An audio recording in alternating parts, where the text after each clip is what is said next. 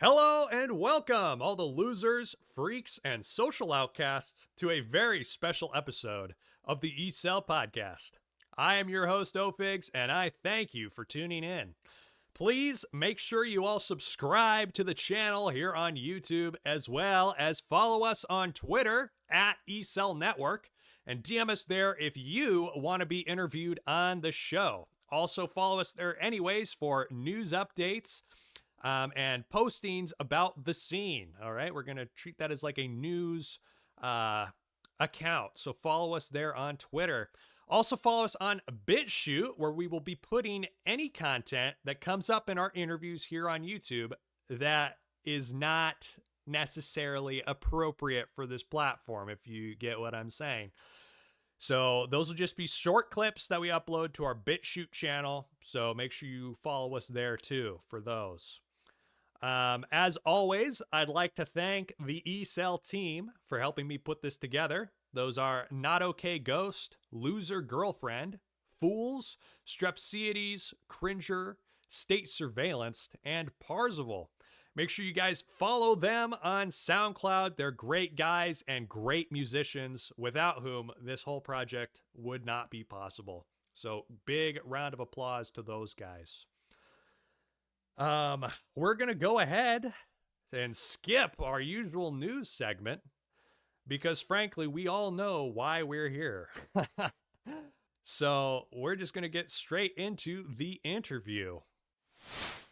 It is my great pleasure to welcome onto the show four guys who I'm sure need no introduction. They've defined the genre, created some of Incelcore's most iconic songs, and are now set to release a new album together this month. You know them, and even if you don't love them, you've definitely heard their songs. Please welcome NEET, H4rtbrkr, Crustsox, and Fried by Fluoride. Welcome to the show, guys. Thanks for being here. Yeah. Yo, what's up? So, obviously, you guys are here to promote an upcoming album. Do you guys want to go ahead and tell everybody a little bit about it? Like the name, release date, maybe if it's got a theme going with it? Yeah, Yeah, I think that's gonna have to be Fried because it's I feel like Fried should take the lead on that. It's his. So I'm organizing the compilation. It's got me, or I shouldn't get it's called Farmyard, and it's coming out later this month in June. It's got me, NEET, Crustsox, H4rtbrkr, and Edgemaster on it. It's gonna be really good. Gotcha. Yeah. So Edgemaster's also on it. Yep. Yeah. Sweet. Kind of a last minute addition. I thought like this song's really good. I want to put them on.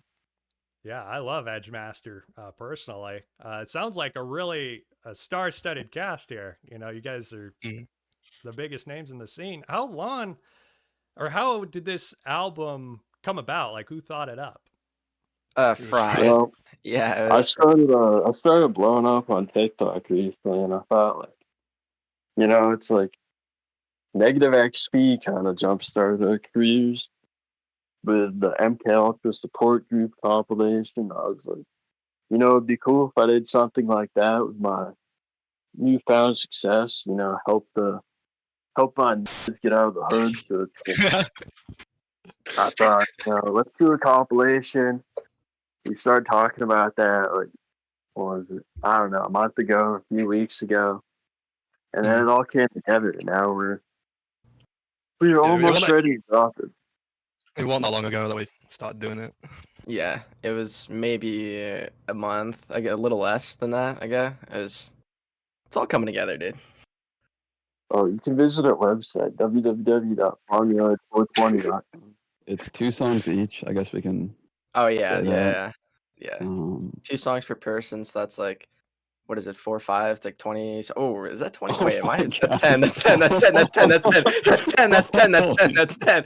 Fuck you. That's 10. That's 10. That's 10. That's 10. That's I had a slip in my brain. Hold on. It's 10.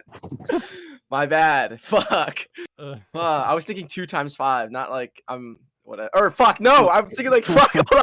No, okay, All doesn't matter. right. Sorry, forget it. All Move right, on. we like So- get this guy out of here. Move on. He's fucking nice.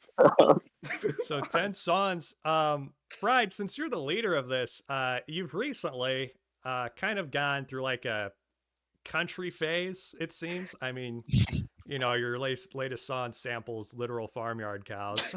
That's a new vibe. You've been singing country songs on Twitter. Is that going to play into this album at all? You know, neither of my two songs are very country. I might have put a little inflection on one of them. But I have been enjoying some country. I heard some Toby Keith songs recently. I like them a lot. Maybe I'll do a country cover for the album. I can see that, but like in an That'd be cool. Incelcore style. Yeah, we all wear But yeah, I've cowboy. thrown light country more recently. Yeah, we've been noticing that.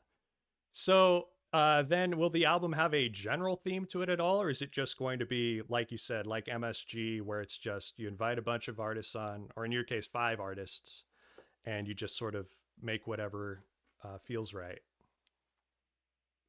I guess the theme, it is Farmyard, so it was supposed to be maybe a few farm themes here and there. You know, no specific reason. I just thought it'd be a cool aesthetic. You know, like people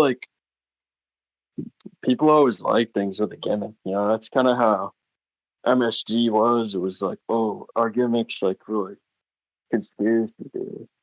Right. But obviously, not all the songs, or even most of them, had anything to do with that. But that was kind of like, you might get a little bit of that here and there, and it's like, I don't know. It's mostly about doing your own thing.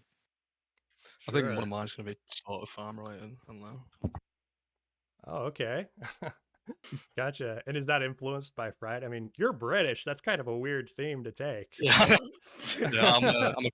I'm gonna be the first British country artist. So Oh, awesome. Well, cool. We're looking forward to seeing it then.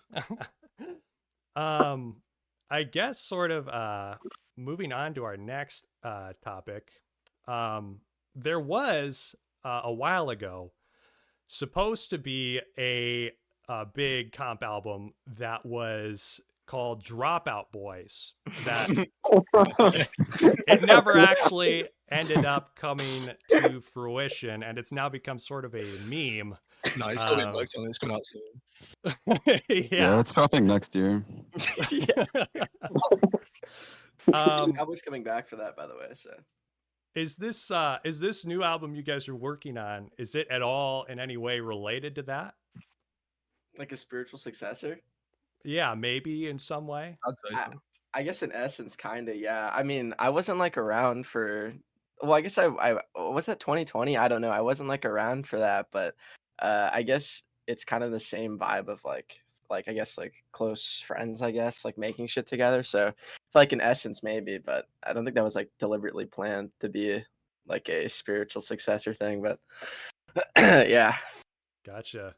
And for some of the guys who were originally supposed to be on it, I believe it was Fried and NEET. I think you two were the only ones who were actually going to be on it. Do you care to tell us what happened with it? So we had a friend group. It was me, NEET, Cowboy, 13th Century Cowboy, Dumb as Rocks, Slater, and Cameron Lodge. We were a pretty cool friend group. And this must have been about 4 years ago, you know, summer and fall of 2020. And I don't know. We lost Cameron Lodge at first. He was the first to go. He just, I think he found some new friends and he didn't like us as much. We weren't cool enough or something. I don't blame him. We're not very cool, but and that was kind of how it fell apart. But Cam's gone now. Yeah, I would say that Cam was probably like, in a lot of ways, like the cultural center of Dropout Boyz, kind of like he was like the mascot almost. Really? Kind of like he just like started shit on Twitter all the time, and he kind of had like this ferocious energy. Like maybe not like publicly, but behind the scenes, he was kind of like the nucleus in a lot of ways or something. So when he like kind of suddenly left, I think that kind of just took the energy out of it, sort of. Gotcha. Okay. And him and Popkill are really close. When he left, did Popkill follow soon after? Or? Yeah, Popkill was never. He was kind of like he started making music after all of us, and he wasn't like in the in group as much, I guess. Like he was around, but I never really talked to him much. That wasn't like a. I didn't hate him or anything. It's just like he wasn't really in the same circles. But I guess him and okay. Cam started hanging out, and that kind of it became like the Camo Hoodlums thing or whatever. You start making music now, aren't you? Yeah, Cam and Popkill are both making music, but actually, Flodge recently posted on his Instagram saying that his next album is going to be his last one, and he sort of knocked all of Incelcore in that post, saying that he's completely done with it. I feel like people tend to like make a post like that. Like I swear I've seen like 10 fucking posts from people that like will always They say, make like, a big announcement, don't they? yeah, like I've seen like Sar do it, Pax did it, Cam's done it. I swear Popkill just did it. Like everyone does this thing, and they're always like, I don't know. They're always people that fell off. So it's like, you know, I don't know. It's pretty like stupid. It's like just they never fail to lose, man. It's like even negative XP, he was anti-Incelcore. Yeah, he did. Punk, and look what happened to him. Like his monthly listeners like dropped in half. Like I'm about to be fucking bigger than negative XP like next month. It's like anyone who goes against it fails, you know? Yeah. Sure. Well, that kind of leads naturally into the next question, which is you guys have been posting a lot on your social medias about how you think Incelcore or the scene in general is going to make a comeback, or it's going to blow up soon. What is your guys' reasoning behind this? Is it going to be strictly because of this album, do you think, or are there other reasons? Do you want to go first, Ride, or?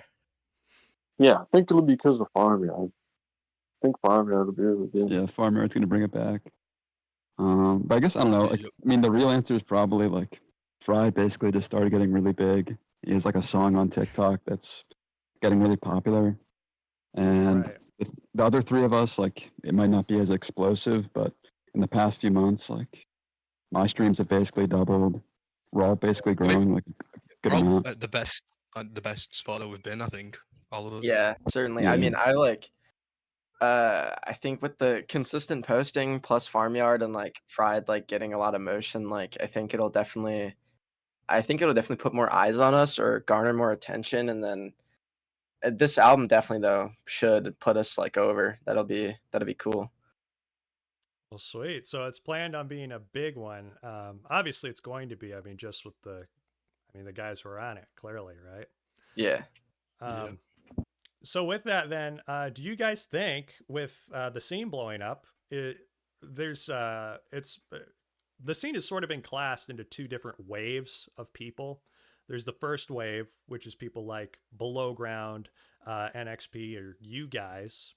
That was all, back when Scott Pilgrim versus the World came out and the scene really started, and the MSG albums. Then the second wave was sort of later. It was like just a second wave. You had guys like Lil Watermark, Popkill, Camouflage start to blow up then. Do you guys think there's going to be a third wave coming up following this rise, or do you think it's mostly going to be just the big guys are going to get bigger? I think like people, or at least people I've talked to, I think already look at it in terms of like three waves. I feel like if anything, it would be at fourth, because I think the way that like the timeline is framed is that like the first would have been like 2019 with like Shooter and like MSG, and then I feel like 2020 was like the big one with like the people in this call, and then I feel like the third was kind of like the last one that had any like success, which was like, Watermark, me, Pre-Ripped, Popkill, people like that kind of started to take off. But I know there's like a bit of like a more underground scene with like smaller dudes now that are like on SoundCloud. But I feel like if anything, it'll be more like if this really takes off and a lot more eyes get onto artists like us, I feel like the guys that are kind of already bubbling in the underground right now will like have more eyes on them. So feel like there's already a fourth brewing right now, but that's just my opinion. Gotcha. I don't know. I think SoundCloud's kind of like basically dead, like at least on the Incelcore side of it. I just don't think the app is like as popular as it once was. And that was already the case when we were like still posting on it, but I think it's still, I don't know for sure, but my sense is that it's like on a downward trajectory in terms of the user base and stuff. So I think it's harder, like if you're like a new artist to get any kind of footing or traction, but we'll see. All right. Well, sort of speaking of smaller artists and this, I guess, third or fourth wave, whatever you want to call it, are there any small time artists that you guys want to give a shout out to or that you guys like particularly? There's fucking, I know that what's his name? I think it's Lose Your Girlfriend has that one song that's like pretty sick, and A Clean Break is cool too. And that's not just because he covered my song, but yeah, he's cool. Break's cool. What's his name? Aaron as well. I think he's pretty good. Sorry, who was that, Crust?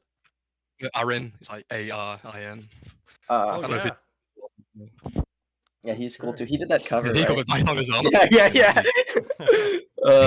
No, that guy's good. A Clean Break is cool. I don't know about I really like Psyops. He's like kind of smaller on SoundCloud. Oh yeah, but he's good as well. I think he makes really good stuff. Psyops was cool. Fried, do you have anybody? That's a good question. I don't know. I don't really listen to smaller artists that much, but All right. That's actually kind of surprising because something you guys have also talked about, maybe this was more like a month ago-ish, but I've seen some posts on your guys' Twitters where you said that you were connecting with the Incelcore underground again. Because the scene mostly at this point lives on SoundCloud, like you say that it's dying, which is more or less, I mean, you could say more or less true. Some people agree, some people disagree. SoundCloud is where you'll have all of the new guys starting out because, you know, people don't want to go through publishers to get on Spotify. There's definitely more people on SoundCloud than there is on Spotify or Bandcamp or these other things. Meanwhile, you guys yourselves, as you've already said, have moved pretty much strictly to Spotify, except I think Crust and Heart, you guys both have secondary accounts on SoundCloud. Right. You still use for like that's like demos. B-side shit. Yeah. That's just like throwaway shit. Yeah. If this other wave does happen and we start to see more popularity, are you guys would you guys even consider moving back to SoundCloud or using it more, interacting more with the guys there? It's just mainly about the pay more than anything for me. The pay is absolute shit. Yeah, the pay fucking sucks. Like, I think the issue with SoundCloud was that, like, back in, like, 2020 and even towards the start of 2021, like, the community behind Incelcore as a whole, like, there was a bunch of Discord servers that had, like, hundreds of people in them, and the SoundCloud scene was, like, very, like, it was very big, but, like, 2022, it just trailed off entirely. Like, it was really, really hard to pick up any steam there, and the pay was terrible. Like, you could have a song do like 40, 50K and that shit would pay you like $9, which is absurd. And then if you post the same song to Spotify, you'd get like triple the streams and like triple the money. So it was like, it just wasn't like practical, but I don't know. I think like it's harder now, certainly, to grow an audience on SoundCloud because there's not as many eyes on it as before. Like, you know, it's been 4 years since like the big quarantine or whatever. So there's not like a surplus of people in their room now to like look at this shit. So I think it's definitely harder to get your feet off the ground. Like back in the day, if you tagged like your shit with Incelcore, you'd get like so many plays. That's how I did it. And now I just don't really think that happens. Yeah, like before I remember like it was SoundCloud used to be a big deal to the extent that like you could post a song and people would like try to see if they can get their song like in like the charts, like the hot like SoundCloud charts. I remember having a song that went #1 on those was like a big deal.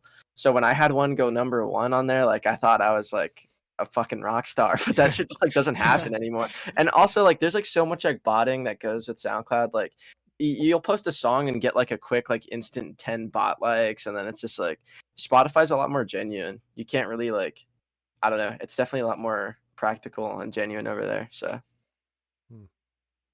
I guess the sort of argument against Spotify would be there's less community building that could really happen because Yeah, that's true. SoundCloud has yeah, reposts and comments and stuff like that, which is what makes it harder for a scene, especially like this one, to live there when it's, you know, confined basically entirely online.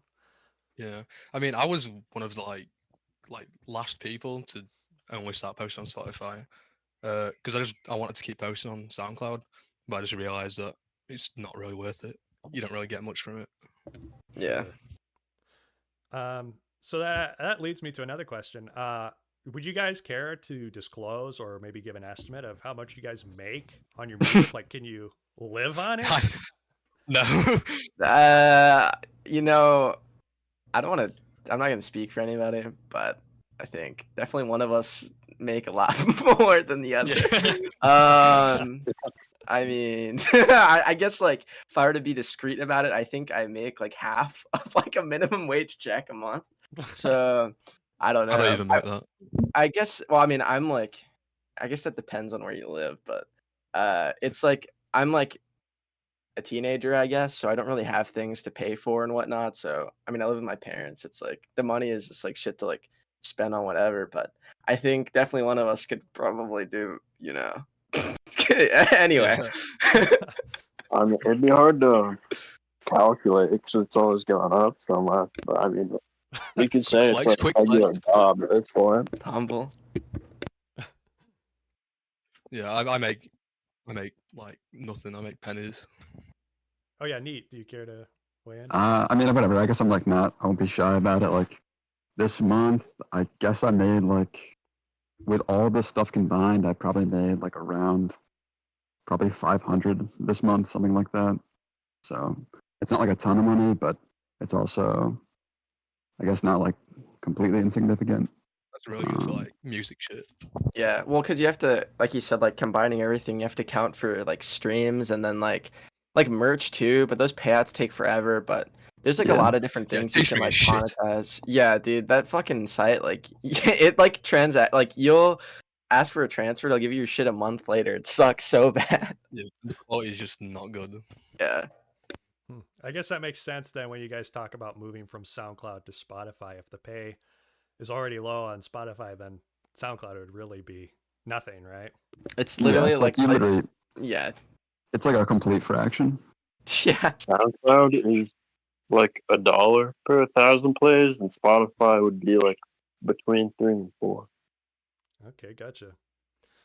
Well, with that in mind, then, have you guys ever seriously considered pursuing music as a full-time career, either like in the future at some point?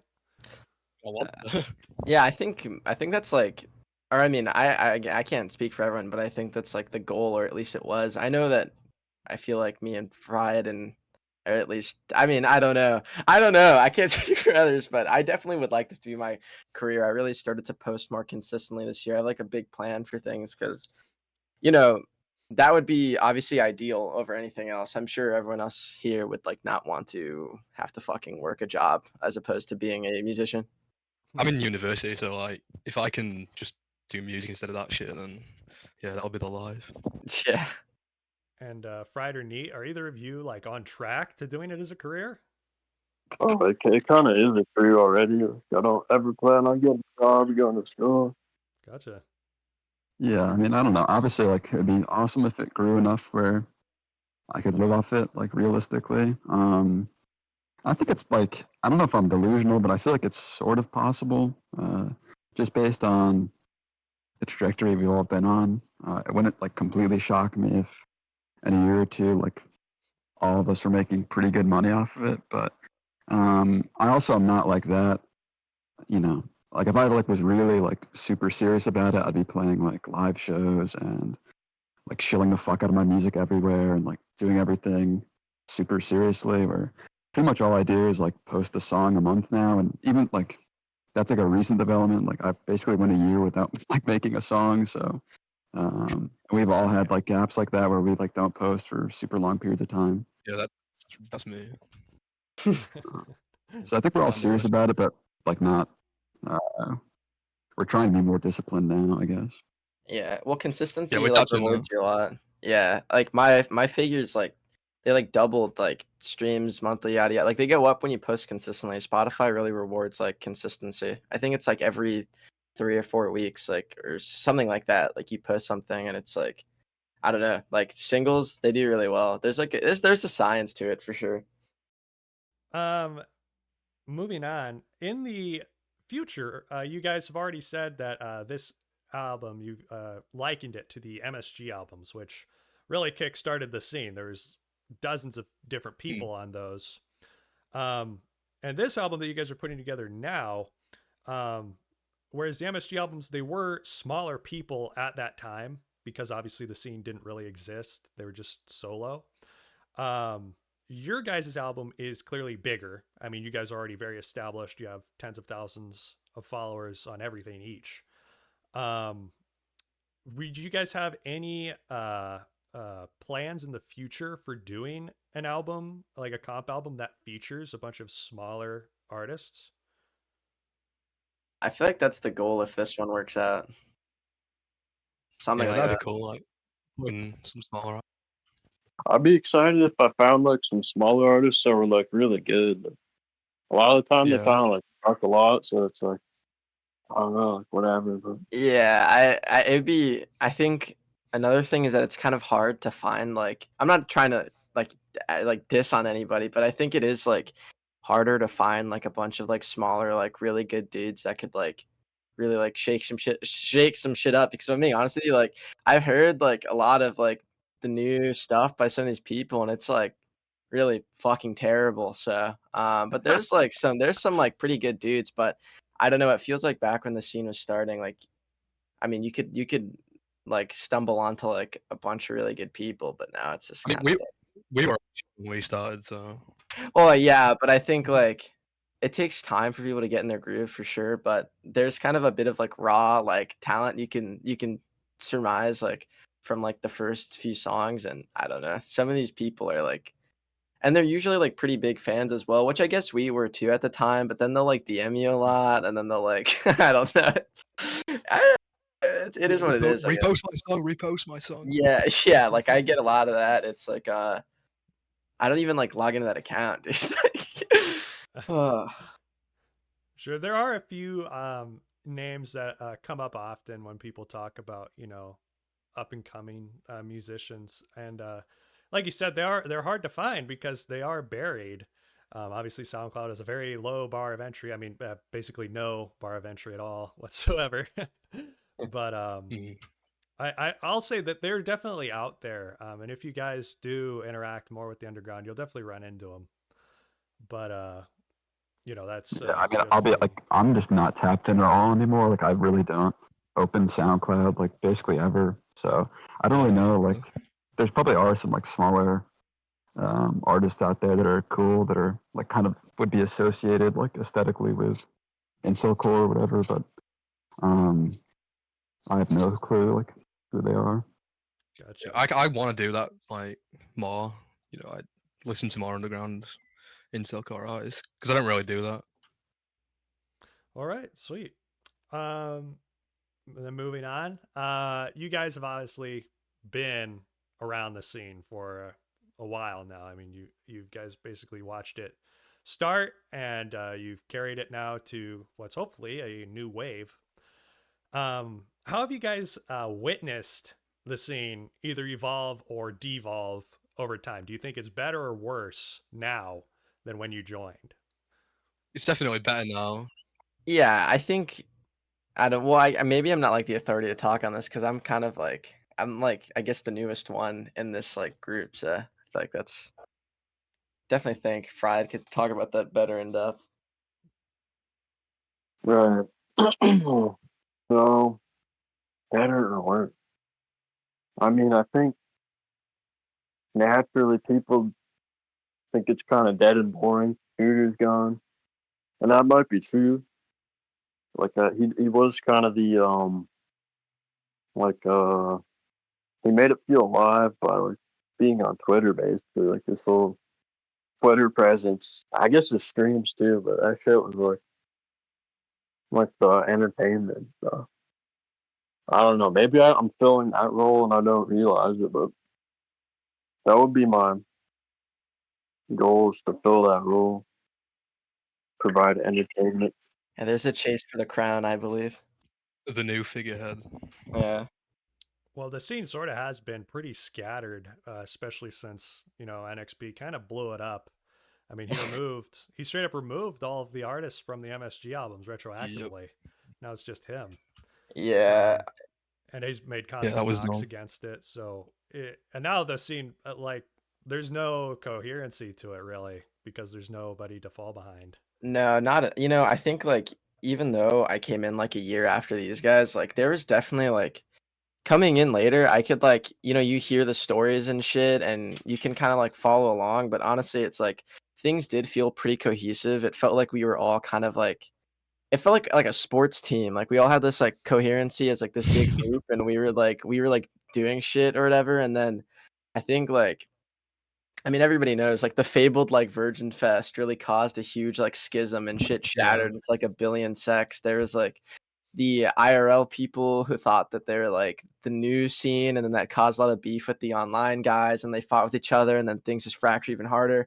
And then that strong split from like the online guys split like again into like the smaller dudes, and then it split again and again, and then eventually it's like so like far and few between. It's like the Roman Empire collapsing, basically. It just like it gets turned into a bunch of different fucking things until it's like it's all its own shit. Like now the four of us were just like Italy, you know what I mean? Like it's all fell apart. But I think there's a bit of like a presence now, like things I feel like post shooter, like with Fried kind of like closing the gap on that and like taking the crown, and then like us getting bigger. I definitely feels like there's momentum, like there's hype for like a resurgence or whatever, like something big is like happening for sure. And then do you guys all sort of agree with that the scene's gotten better? I do, yeah. I mean, I think the quality of like the music generally is improved, and I guess like in terms of the numbers, like objectively things are improving that way too. But like the communal aspect is definitely degraded pretty significantly. Yeah. That's like the one aspect that is. It's not like it were in 2020. Yeah, I don't know if it'll ever like recover to what it was, or if that's even like possible. But hopefully Farmyard does something to the scene, Yeah, I mean, I have like a Discord server again. That's like, I mean, a lot of the scene is just kind of like a Discord, like centric sort of community, and like with the ICG, kind of like that era. And I made a Discord server. I'm not like active in it at all, but it is pretty active. And maybe like It post sucks, Farmyard, yeah, it's pretty bad. But post Farmyard, maybe like I'll moderate it more and like rip it up and make it like I don't know.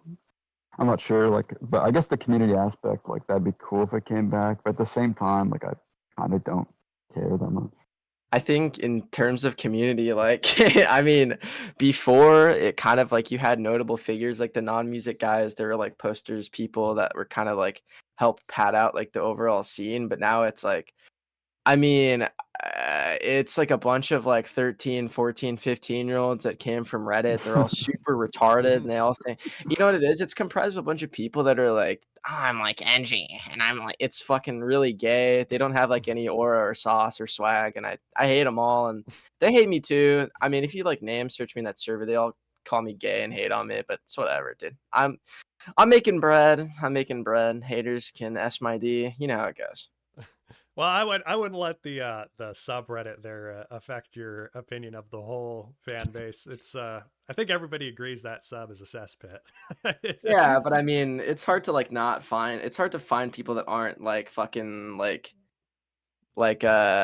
totally annoying and retarded. Like I don't know. Maybe I'm like really negative, but like the people, like every time I try to like interact with the underground and I like talk to these guys, like they're always like the most like annoying fucking cretins that I've ever met in my life. But I don't know. It just feels like there's no like, I guess that's what you get though, right? It comes with the territory. There's no like super normal people. But I feel like before, back with the old Discord servers, there were some fucking creatures for sure. But people kind of felt like more like people felt more high IQ and like put together. And now everyone's like, wow, I want to hear my song about killing people at school. Like it's, I don't know.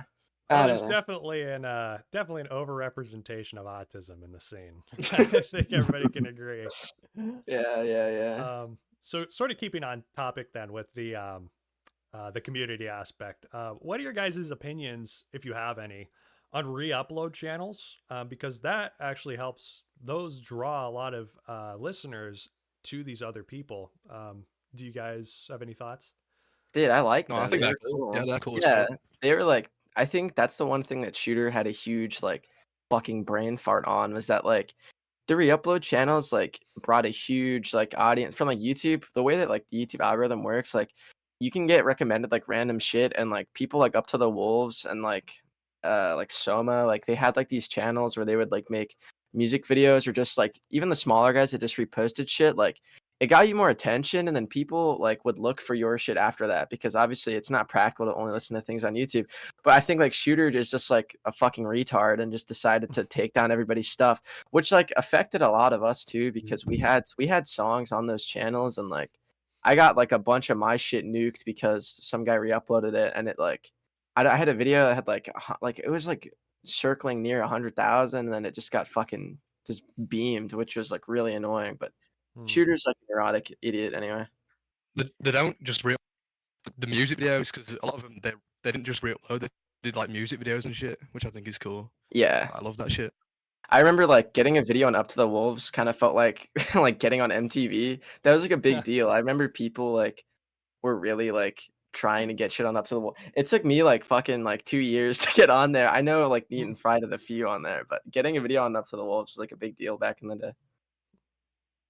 Yeah, he was a great channel. It's too bad after his channel was struck that he just sort of left. Yeah. It sucks. He got a lot of talent.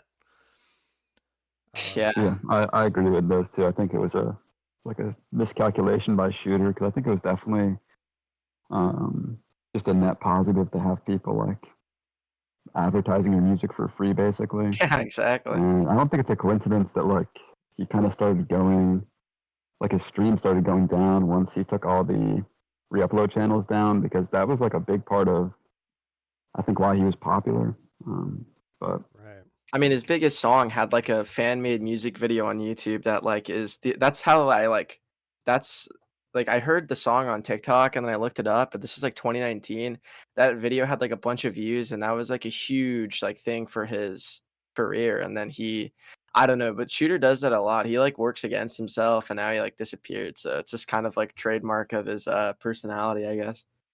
But he took down my cover as well, which is shit. Yeah, that was fucking retarded. Yeah, he took down your cover too, Fried, right? Yeah, he got his whole cover album taken down, I think. Fried, do you have any opinions on re-upload channels?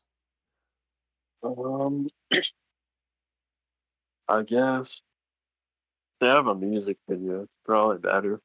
I don't know about the ones where they just upload your music without anything else. I don't know if that's as good. Maybe though. Gotcha. All right.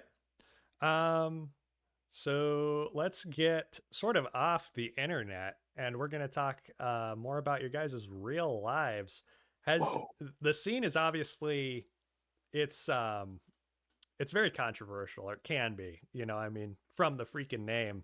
It's maybe not something everybody wants themselves associated with it. Lots of people have tried to rebrand.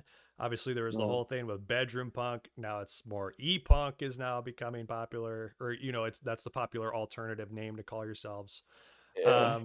Has your guys' participation in this scene, being, some would say the main figureheads of it, has it affected your real lives at all? Not really. I mean, my friends know that I make like music, but I don't think they know about Incelcore and shit. Right. I don't think I'd ever tell them either. Yeah, no, for me, like, when I started to really like pick up steam, I was like still in high school. So it would have been like bad for me if anyone, I think one kid somehow knew. But as far as like real life goes, like, I think it's I don't know, maybe it's just because you have to be a bit bigger, but for me at least, it's like I never had it like affect my real life at all. I think definitely there was people I knew in real life that knew my music that I didn't tell them about, which was like weird, but uh it hasn't like been bad for me. I mean, I think maybe Friday is a different story, but I think it definitely gave me a reason to not get into a career, education, or anything. It's like I started making Incelcore right when I got out of high school. Wow, it's like I'd be kind of weird to sit around and do nothing. Um, after I graduated high school, but since I had like, well, at least I got music and I make a little bit of money doing that. It was like a little bit of a career path, other than doing some normie stuff, working at a retail or getting a degree or something. I think I might have had to do something like that eventually. Otherwise, it would have been like weird to just do absolutely nothing. Okay, so you haven't faced like any cancellations or I don't know, bomb threats at your house or something or anything like that? Swattings. Oh, no. I mean, I guess I got canceled a lot. Yeah. I think there was like a guy at some point, not gonna say any names, but there's definitely some dude that like, I think wanted to murder Fried at some point. It was a bit of an inside thing, but there was definitely a guy at one point that wanted to blow his head off, I think. What? But he's still standing, so clearly the mission failed. But people are weird. I think for me at least, like there had been some people online that were like, I mean, not to like be not to, I'm not trying to like humble brag, but I think definitely like fangirls tend to be a bit more kooky, I think. Like they definitely I've been like threatened before with like certain acts like chicks like talking about doing certain things coming to my house. It's happened to me before, but there's nothing ever that's been like genuinely substantial. Like no one's But like, what about the fucking the Pepe plush? oh yeah, actually that's true. Some fucking like someone like prank called my grandma and like sent her a Pepe plush in the mail. Like that actually was fucking weird. Um which was like I don't know, like that was definitely weird. Like I think my grandma thought it was like laced with like anthrax or something. It was fucking bizarre. It's just like this little green frog in a box. It was yeah, I don't know. Besides that, like I don't know. Do you still have it? No, I think my grandma might, but I don't know. I mean, I don't live with her, so like Okay. that was weird. But besides that, it's mostly just like people. Of course, you get like threats every once in a while, but or maybe it's just me and Fried. I don't know. I feel like Neat and like Crust like fan base are like a lot more tame generally. Yeah, I've never had any kind of like threat or anything like that. And Crustsox, is it ever worrisome to you? I mean, you live in England and they've got a lot more strict laws on speech. I mean, I think it'd really become an issue if I did like live shows and shit. Uh, I've never had any issues. Gotcha. Okay. Then sort of moving on. Do you guys consider the scene becoming more popular to be a good or a bad thing? Because some people are of the opinion that it needs to retain its underground nature to sort of keep its culture alive. Whereas others obviously agree that it becoming bigger is better because you get more people who enjoy the music, the artists make more money. What's your guys' opinion? I think people that want it to stay small are like completely retarded. Like it's already like so bad, like from the jump. I don't even think it can get worse. I think it only get better. Like, the people here like dumb on earth. I think anyone that wants to keep it small is like I hate like the posturing where it's like, oh, like we can't let the girls in. We gotta stay true, boys. Like that shit's so lame because I mean, I'm not like obviously I'm not like a fucking like world class feminist or anything, but what I'm saying is that like you if you want to be successful, if you want to make music and have any kind of success, you can't just keep yourself like pigeonholed into this like, oh, at least we stayed true. Like, okay, have fun being fucking broke and having no one know who you are. You know what I mean? Like, if all of us were to spend our careers like being like, oh, we're like for the boys only and we got to stay small, we got to be underground, and that, like, if that was the case, like we would all be fucking working at McDonald's, dude. Like, you have to have some sense of clarity. Like, do you want like your career to take off? Do you want this music thing to like do you want it or not? You know what I mean? If you try to stay underground because you want to be like true, or you want to like, oh dude, we can't let the foids in, like, just don't be fucking gay, dude. Like don't be gay, just fucking make music. And you know what I mean? Like, don't be gay. It's like they're retarded, they're all retarded, they're gay and they're retarded. So I guess I'm kind of sympathetic, like in the sense that it's sort of like if something you like becomes super popular, sometimes that kind of makes it feel less special or something. Like if something becomes like, especially through like TikTok, like if something blows up through TikTok and it just feels like trendier or something, which kind of cheapens it almost. But I mean, from my perspective, like obviously, like I hope every song I make blows up on TikTok and I become like famous. Like I don't give a shit. Like, so, but I can kind of, I guess I'm sort of sympathetic to the people that want it to stay like niche. But at the same time, like it's just true. Like if we become more popular, like we'll have more time and more like resources to make better music and post more often and do cooler things. So I think if you really enjoy like the songs and stuff, like it's just better for us to be successful. And Crust, do you agree with all that? Yeah, I mean, like, if I was more popular, my life would be infinitely better. So, like, obviously, I want to be more popular. yeah, Sure. I don't understand. I get that, like, I get that, like, people want it to be niche and shit. Like, I think probably in 2020, if you asked me if I wanted the scene to be like more popular and shit like that, I would have said no. You know, I want it to be niche. But now it's gotten to the point where I think it's better if it is popular. You know what I mean? Yeah, well, for your Gotcha. career, you know what I mean? Yeah, exactly. Well, then, instead of it just becoming whether you make it popular or keep it niche, what about are your guys' opinions on the idea of gatekeeping the scene from certain people?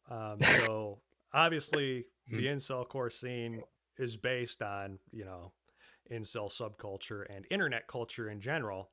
And some people think that the only way to retain that is to be careful about who you let in, basically. So there are people who say that jazz doesn't belong, or, LGBT people don't belong, normies. What are your guys' thoughts? Well, I think Jez is like way out of this scene at this point. I don't think Yeah. she's like really anything to do with it anymore. But the thing is, I think like it sort of naturally gatekeeps itself with just the fact that it is like a really niche subculture. Mm-hmm. You know what I mean? I don't think it. I think it does have the potential to get popular, but I don't think. I don't think there's the potential for it to like get really popular because of just the fact that it is like Incelcore. You know what I mean? I think like There's no there's way that's gonna. Yeah, not going to see that on any big billboards anytime soon. I think it definitely Exactly. has like two effects almost. Like on one hand, like Crust said, obviously it kind of like naturally gatekeeps itself. Like it's almost like a deterrent from like normies entirely, because I think just hearing the word incel in any context for like normies is like extremely polarizing. So they like tend to stay away from it. But I think there's also like a bit of allurement to it. Like I know there's a lot of people that are like, oh, Incelcore, what's this about? Like sad guys. And then people, I think it's like the same kind of morbid curiosity I think people get from like true crime, except obviously we're not like murderers, but I think people get enticed by the like edge factor of it, and like the like, oh, like what is this about? But also to a degree, like most normal people that have normal lives hear about Incelcore and they like will get pissed about it or something. But I think I could definitely see it being like popular enough to where it's like I could see it like almost like the new grunge, but like a little less mainstream, like a lot less mainstream, I should say. Like it would be kind of like, I don't know. It's a thing that I think could have potential to have like a good amount of eyes on it and have like a scene that's like alive and breathing to an extent. But we'd obviously never go Hollywood. I mean, it's not my goal to be like Michael Jackson either. You know what I mean? Like if you could live off it and do shows or whatever, and that's like your life, like I'm fine with that. You know what I mean? Yeah, I think it's definitely filtered, like just by our behavior online. Like even outside of the name being Incelcore, like there's a difference between like I don't think any of us are really sellouts, like in the sense that we still just behave like ourselves. Like we'll tweet like really retarded shit and say stuff that's like, I guess, not the most like, doesn't have the best image or whatever for like the complete mainstream. So I think like as long as you're like just true to yourself and you know, like don't like censor yourself and just say what you want to say, like it'll naturally just filter. It's that the audience will be filtered. Okay. So if I could ask you a hypothetical then, let's say hypothetically you guys did have a comp album in the future, inviting smaller artists on. Would you specifically exclude anybody that you feel does not fit in the scene, even if they label themselves as Incelcore? I think it's more about like if you're good at music. I feel like Gotcha. if you're in the scene and you're talented, I feel, or maybe that's just me. I don't know. I'm not like the creative director behind it, but I feel like it's more about if you're good. You know what I mean? But I don't know. Yeah, I don't know. I guess if like if there was like an artist that was really good, but it was like some women like singing about like sucking cock or something, like maybe like we wouldn't like let Yeah, that no. on. Like yeah. No, like there's probably Megan Thee some Stallion like or, yeah. there's probably some like lyrical, I guess. Like there's a slight barrier, but for the most part, like I don't really think like it's, I don't know, pretty inclusionary or whatever. Yeah. Yeah, just as long as you're like good and you make like rock music, like it's really all Right. it is. Yeah, I think even like obviously I feel like if you're a woman and I feel like if you're a woman and you're in the scene to begin with, that kind of says a lot about you, but at least the women that listen to it, like that's like fine, you know what I mean? Like girls listen to the music, it's whatever, and then I think what's a bit more like precarious is like the chicks that are like really involved in the scene that try to act like the guys. Like that's weird. That's like the only like thing where I could think of like vetting to it to an extent, but I don't know.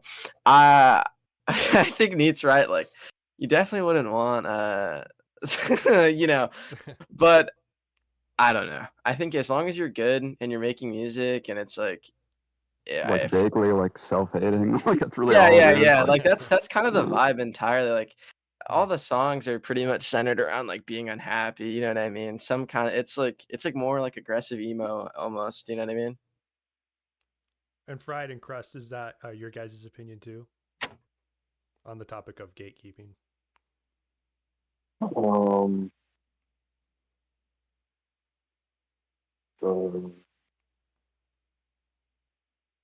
yeah. I mean, All yeah. right.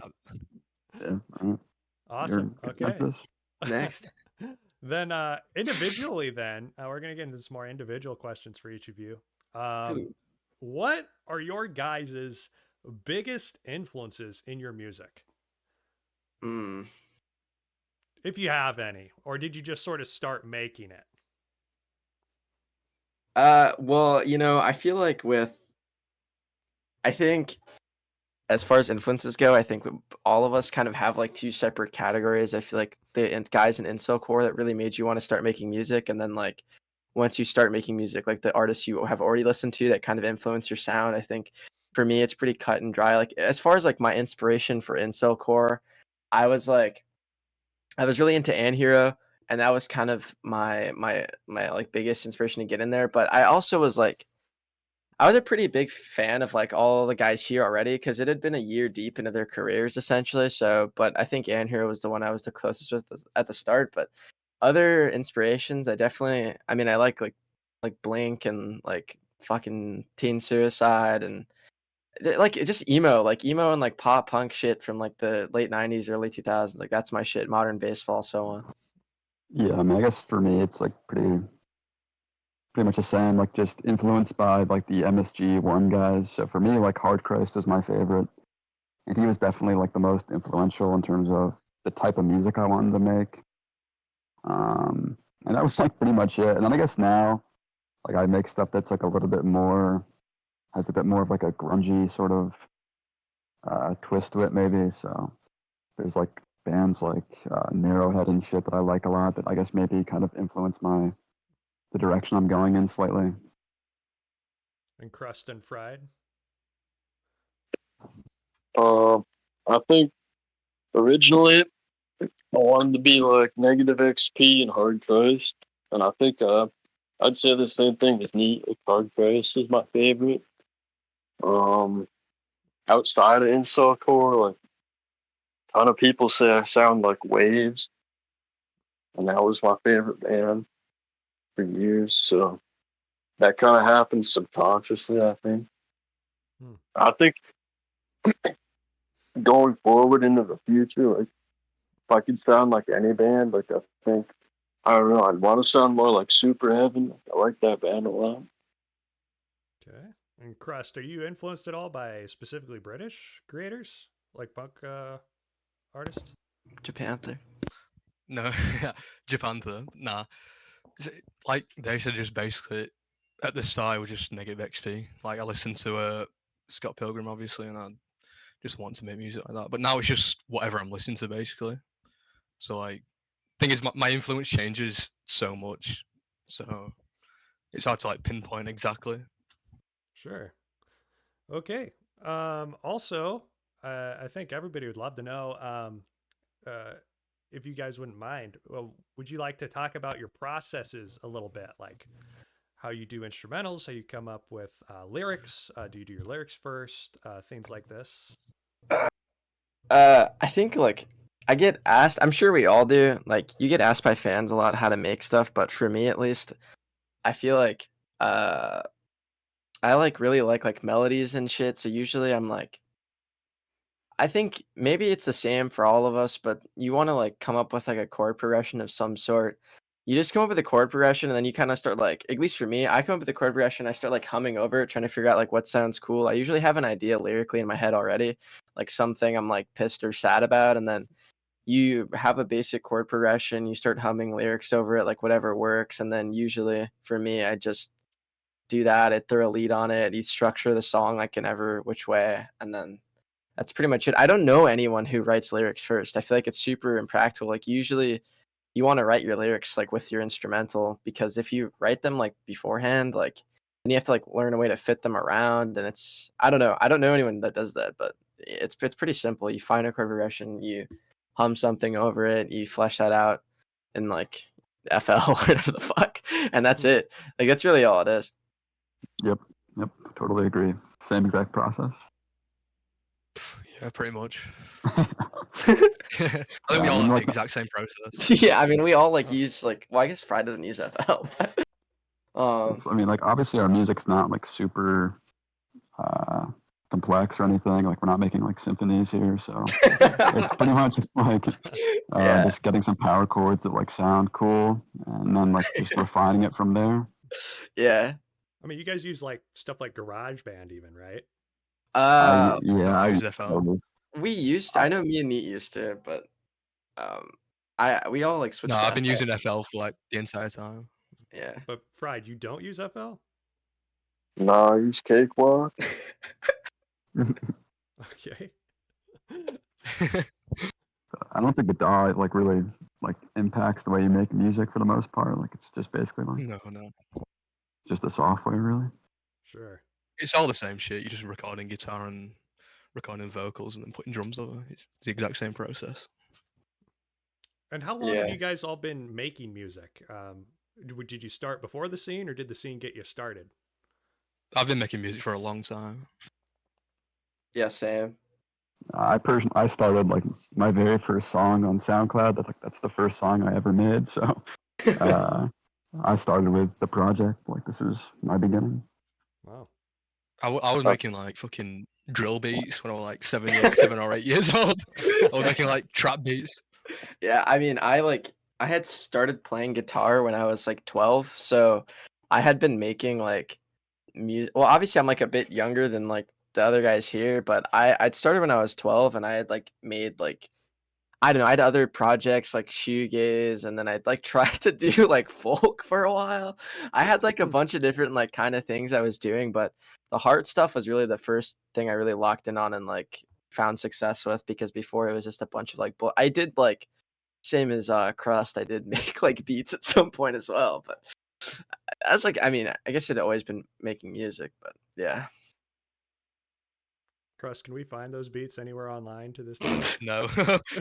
The thing is, at first I was trying to like make like grime, the UK genre grime. Yeah. Yeah, I was trying to make grime beats when I Oh, was like gotcha. 8 or 9 years old. So that's how I started. Wow. Will we ever see those? No, fuck that. All right. I think And, mine are still around on SoundCloud, but I like would never give that out to anybody. I can't log back in, so I Yeah. can't take them down.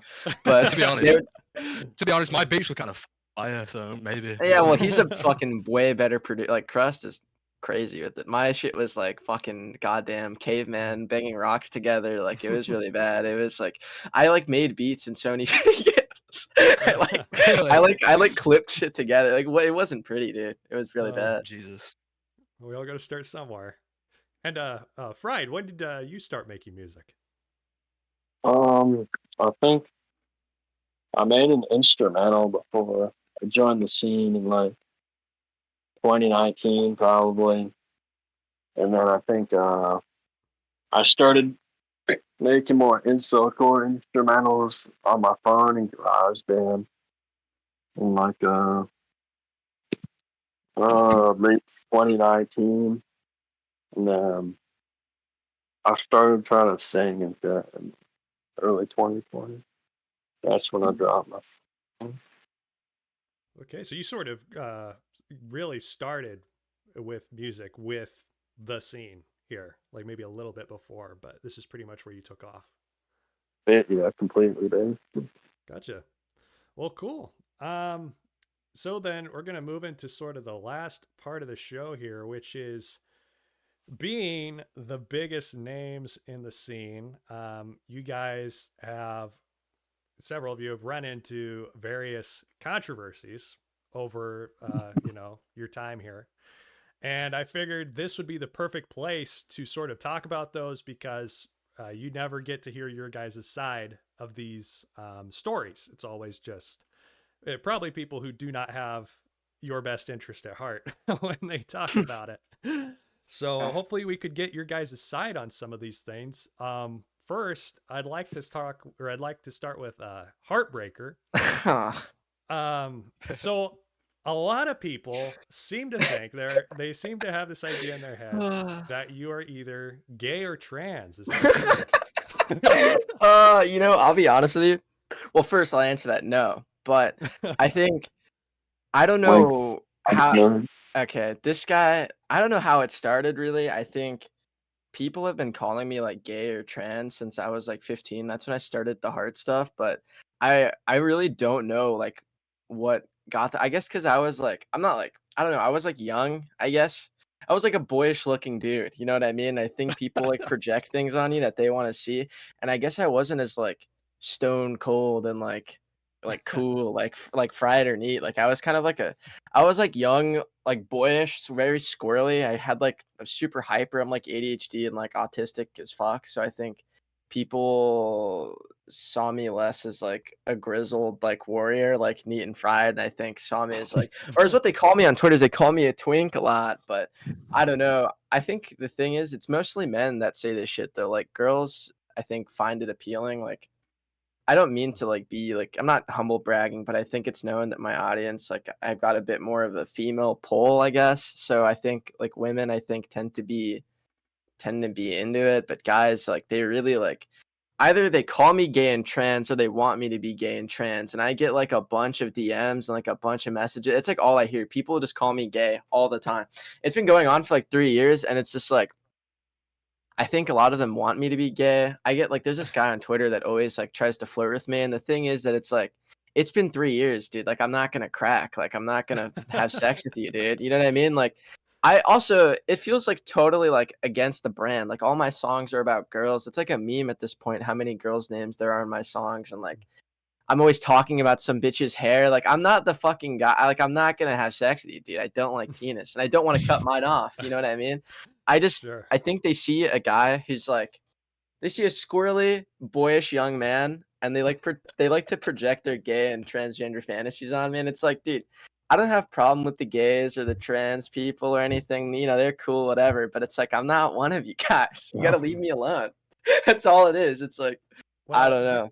Do you think maybe something that might have to do with people's perception of that is the fact that your fan base is mostly girls, and you have, I mean, frankly, you do have a bit of an aesthetic for being like e-boy, you know, right? You think maybe that doesn't quite help with the image a little It definitely bit? doesn't help. No, like being like like I had a middle part for like 3 years, being like the e-boy with like the middle part, and like I make like the emo pop punk music that attracts like the girls. Like, it definitely makes me look like flamboyantly homosexual to like normal dudes. But I mean, I don't know. I feel like it's really like, if you knew me personally, you'd know that I was like, I mean, I like pussy, dude. Like, it's pretty apparent. But I guess yeah, it probably works against me, like the whole e-boy shit. But it's like, I'm not doing it for guys, you know what I mean? Like, if anything, like if I'm trying to attract anybody, I'm doing it for the ladies, dude. Like, so you got to get off my dick. Like, what does it matter if a dude thinks I'm gay? I'm not trying to attract you, bro. You know what I mean? Like, Has it worked?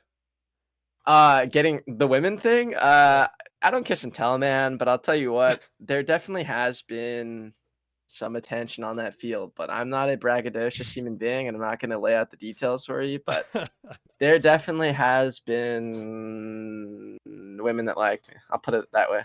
All right. Well, okay. We'll leave it at that then. Moving on. They're our main Incelcore artists, by the way. So, but that's fine. Crustsox, you're next. So really, you've managed to keep a pretty clean nose through the whole scene, which is kind of surprising, you know, because everybody here seems to be a massive spurg. Not just in this call, just generally, you know. But recently, it was sometime in late January or early February of this year, you had posted a profile view of your face, and this reportedly led to enough harassment that you deleted your entire Twitter account. Obviously, it's back. That's not true, by the way. It's not true. No, fuck's sake. Thing is, right, that whole ordeal was me being completely blackout. Like, I'd just been drinking and I just did that. I don't know why I did it, because like for 4 years I just didn't face reveal. And yeah, I drank too much and just did that. And I don't know why, because that was the worst fucking photo. Gotcha. So, but you did delete your Twitter account after that? Yeah, I did. Yeah. The thing is, I was just, after that, I was like trying to stop drinking for a while, because, you know, that was like the worst thing ever. Sure.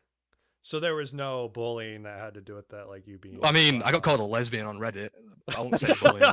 And you got called too old to be posting Slay World Albania, right? Or too old in Slay British. World Albania. I don't know what that was. Slay World Albania. I don't know why they said that. Well, okay, good. Well, yeah, that was pretty fucked. And even though like people made fun of you for the face post, I mean, you either have or had a GF, right? A girlfriend. Yeah, that's right. Yeah. Yeah. Okay. Like right now, or? Nah. Gotcha. Okay.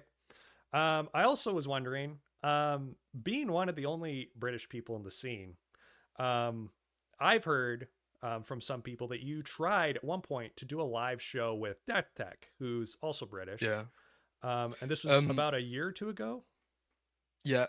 Someone messaged me and they were like, "Do you want to do a British version of Virgin Fest?" And this was like at the time when Virgin Fest was like had just happened. So it was gonna be me, Tech, and then I think they said Dumb as Rocks were gonna fly out or something.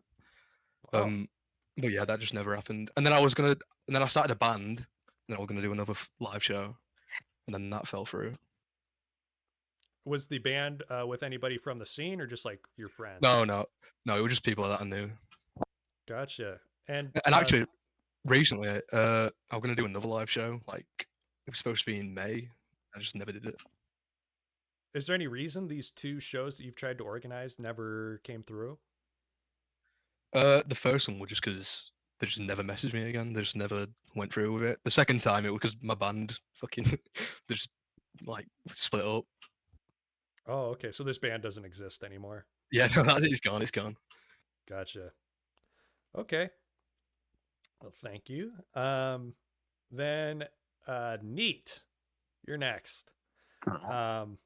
So apparently you're addicted to heroin? I mean, yeah, I mean that's kind of like, this is just like a very random event in my life, but I'm not actually, I guess I'll break the immersion. I don't do heroin. I'm not addicted to drugs. But I guess like a year ago, or like a little over a year ago, I just posted that picture of like the guy who's like shooting up heroin in like a airplane bathroom or something. I think the caption was just "fuck it" or something like that. And I just got that picture off like 4chan. And I was just like kind of engagement farming, I guess, and it worked. It got like a couple thousand likes. And it was just funny to me to like put that out there. And I'm not sure why like I thought about the tweet again or whatever, but like for some reason like it just got jogged in my memory that I tweeted it. And I randomly just like one morning quote tweeted it like I'm a year sober with like a heart emoji or something like that. And it became like the most viral tweet like on the platform that day. Like I honestly think it was probably like the most liked tweet on Twitter. Like during that day, I had like 80,000 likes, and then like dudes posting their W's or whatever, they tweeted like a screen cap of it, and that had like 50,000 likes. Wow. And I was getting like a billion fucking DMs from like heroin addicts like begging me like how do I get over this, man? Like, well, how did you do it?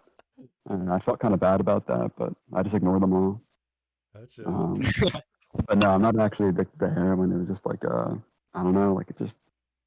And the funny thing is, like, like I tweet, you can like reverse image search that picture, and like it comes up. Like, it's not like an esoteric image, and literally no one called me out on it. Like, not a single person. Like, of the thousands of replies I got, like all the DMs, all the attention I got, like no one said like that's not your picture. Well, actually, with that, there has been posts where people show that next to a reverse image search, and they couldn't find it anywhere else. So I don't know if the original was deleted or something, but I think it depends on which one you get. Like if you go through like TinyEye, which I think is like a lot of times what people went through, that didn't come up. But there was definitely, I think it was like Google, or there was some reverse image search where it came up, because I know that I had a friend that screenshotted it for me. It might have been someone in this call, I can't remember. But someone showed me like that it came up. So it definitely could be found. okay. So apparently the best way to quit heroin is to never do it in the first place. You heard it here first. Yeah. There's also been some controversy around the Discord server that you have started recently. I believe it was sometime in February. You started a new Discord server you called it For All of Incelcore. And you've posted the invite links on your Twitter, on the Reddit sub, and elsewhere.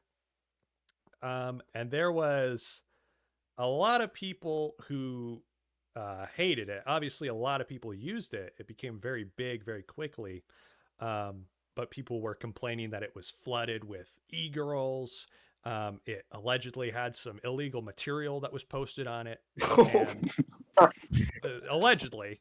And people generally now, from what I hear, they regard it negatively when it's talked about.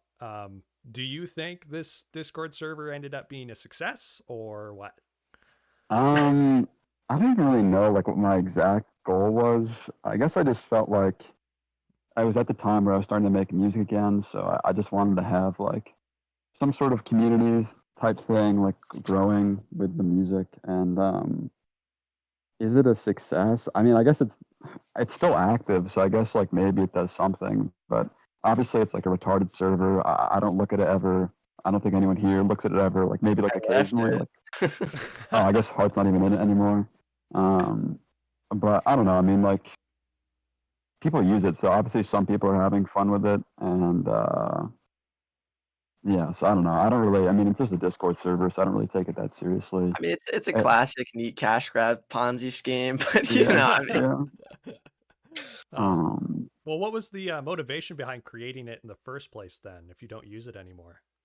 like I said, like at the time, I guess I was just thinking like there could be like some sort of like synergistic effect of like having some sort of community and posting music, sort of like harkening back to the ICG era. Like I feel like those two kind of grew in tandem.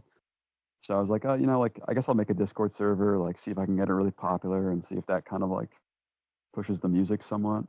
But very quickly, like I just got bored of it. I just didn't really feel like posting on it.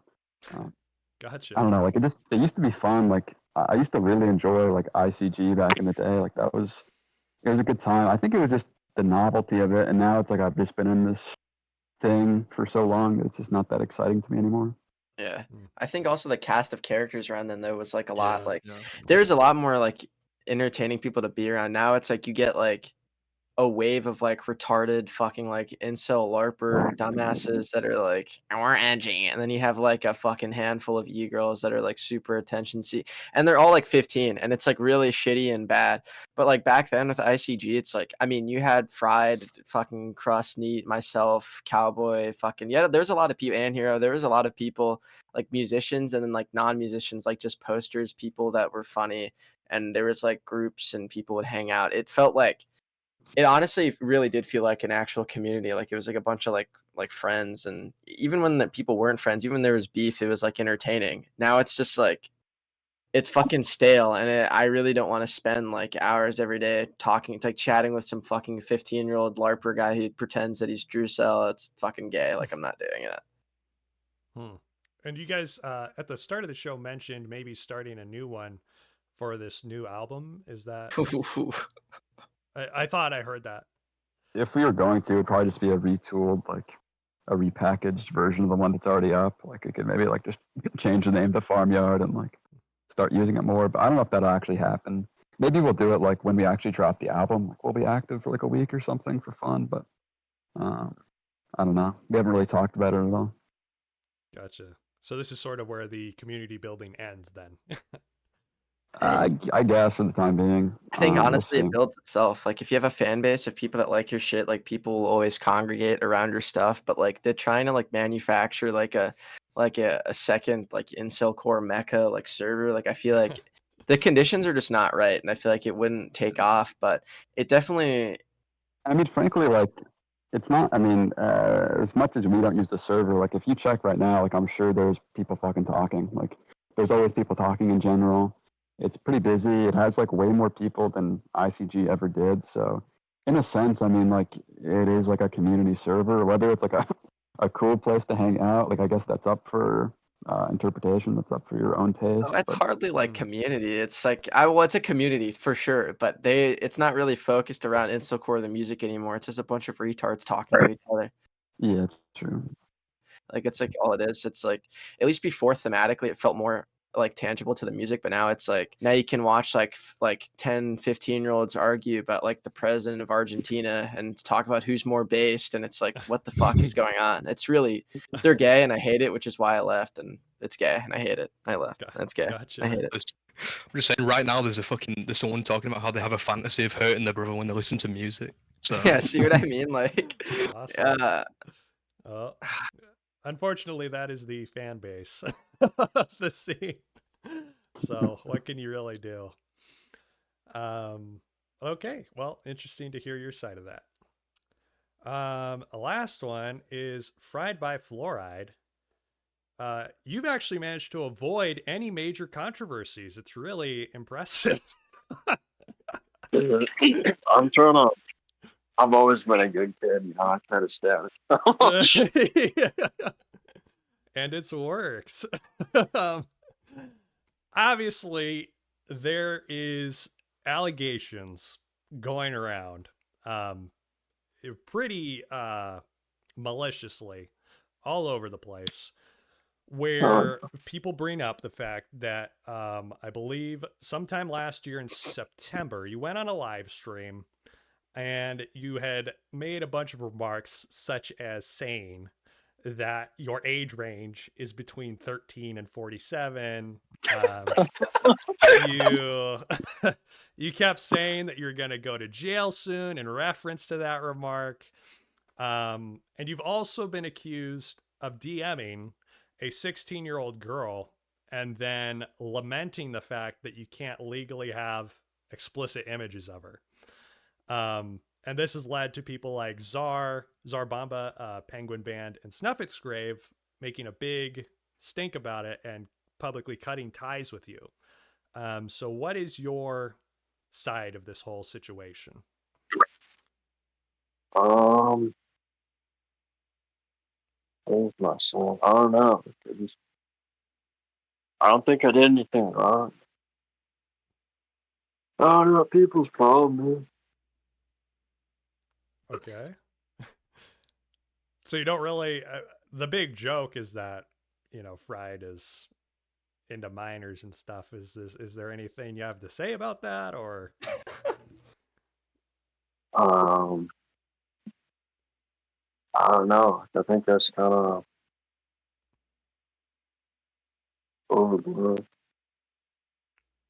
Well, some people say that it started off as a joke and then you just took it too far. Is that pretty accurate? Pretty accurate summary of the situation? I mean, yeah, some of it was a joke. Like anything I said on IG Live, I was probably like blackout drunk and like saying shit to be funny. Yeah, anything I ever said on IG Live, DM'd anybody, it's probably I thought good.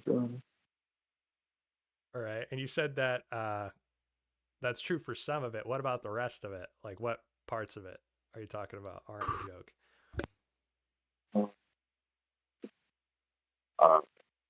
I can't remember.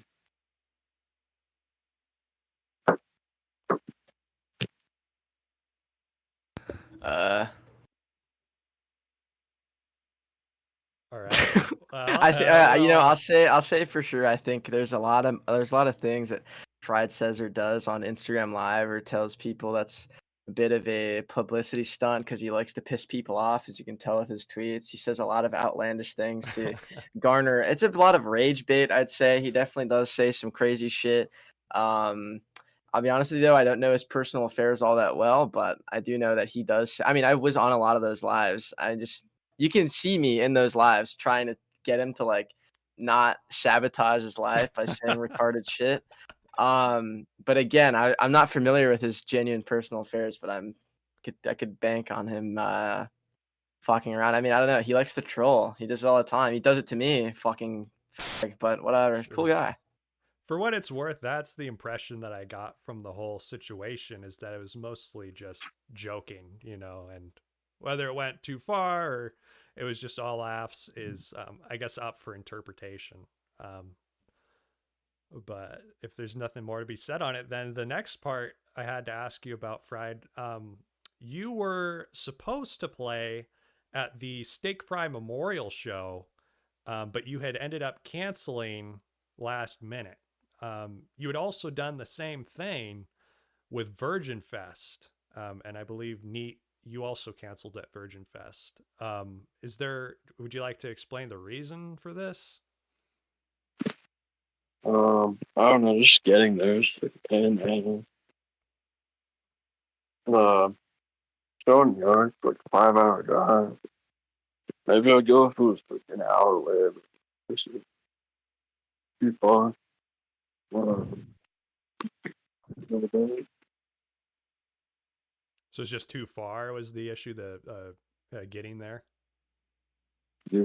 Well, VF was where? Wasn't that like in like fucking like Nebraska, or where the fuck was it? I don't even know. It was fucking far. Georgia. Georgia, yeah. There's no way. I mean, yeah. And was that the reason for you too? It was just too much of a hassle to get over there?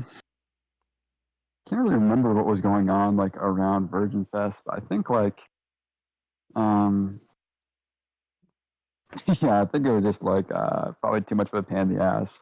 Didn't really feel like going. I was just like, you know what, fuck it. Gotcha. It's just there were a lot of fans who were disappointed that you guys couldn't make it either to the Steak Fry Show, Fried, or to Virgin Fest, because you guys had ended up canceling pretty close to the show times, which was, unfortunate. Yeah, it's punk rock. That's what rock stars do.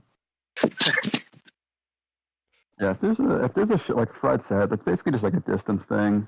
I mean, we probably shouldn't have agreed to go, but it's like, I don't know, you get like carried away in the moment, and then like once it's actually near, you're like, I'm like not gonna, I'm just gonna back out because it's easier. But if there was a show like in the New England area, I would go. Like, I guess that'd be cool. That'd be fun, depending on like what the situation is and who's playing and stuff. But if there was one, I think that's probably the case for Fried too. Like, if there was one that was like reasonably close, that'd be cool.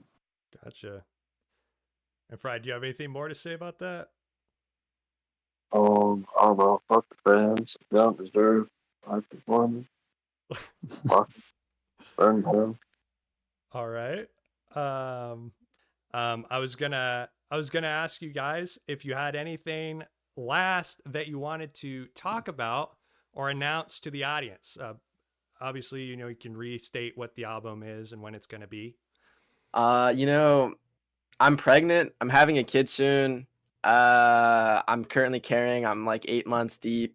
But outside of that, Farmyard's coming this month. It's gonna be a bunch of heavy hitters, some fucking bangers on it. It's gonna blow the roof off this place. We're all really big, popular, successful musicians. We're like the fucking Beatles. We're all really cool and rock stars, and we wear sunglasses inside. And we all have hot sexual relations with hot chicks of age, and we have good times with each other. Or pause. We have fun. We're friends, and everything's great. And I'm pregnant, and I'm not gay, and I'm not trans. Shout out O-Figs. Shout out Farmyard. Shout out all my best friends. Shout out NEET. Shout out Crust. Shout out Fried. Shout out my mother. Shout out my father. I also want to say shout out to my mailman. He's a really cool dude. And if I can give one more shout out, I want to shout out the entire area of Southern California where I was born and raised. Yeah, okay. Also, shout out North England. Shout out South England as well. Shout out Wales. Fuck it. You know what I mean? Anyways, I'm having a great time. A lot of shout O-Figs outs. Nation, live long and prosper. O-Figs Nation.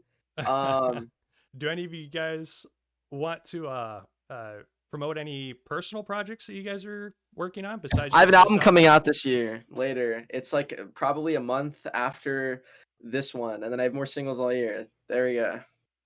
Press run. I love O-Figs. I love O-Figs t-shirts. Let's make them. Let's print them. Next. Yeah, I probably have my own album coming out this summer too. I guess probably, most likely.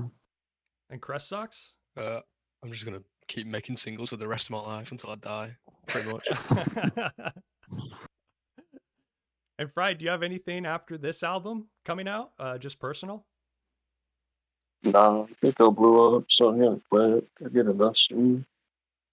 All right. Well, sweet then. So just to reiterate, this album is going to be coming out sometime later this month. Is there an exact release date?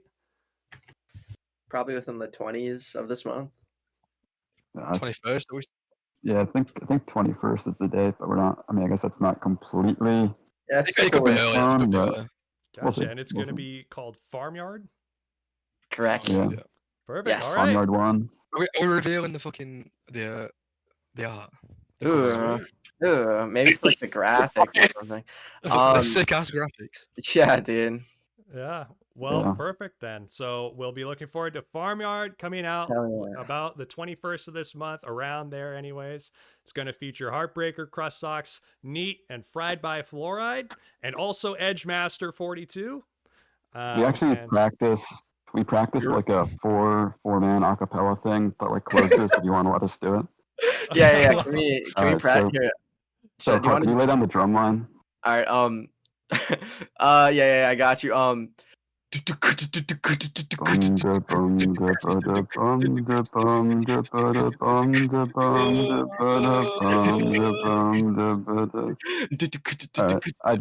a preview of one of the songs. Yeah, but, it's gonna be cool. We're also another side. We're also starting a doo-wop project, an all acapella doo-wop thing. We're gonna figure that out too. You're gonna see us on a street corner somewhere. Well, Wow. Also, I want to say shout out Luka Doncic. We're winning the finals this year. Anyways, shout out Australia and I guess shout out DJ Lucas as well. Want to put that out there. true. True.